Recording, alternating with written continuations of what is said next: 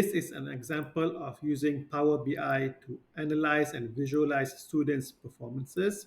First, we integrate all the different database from S&P Web, UKM Folio, attendance survey, etc. Then we create a dashboard to analyze the important factors related to students' performances. For example, attendance, accommodation, language, maths, and grades.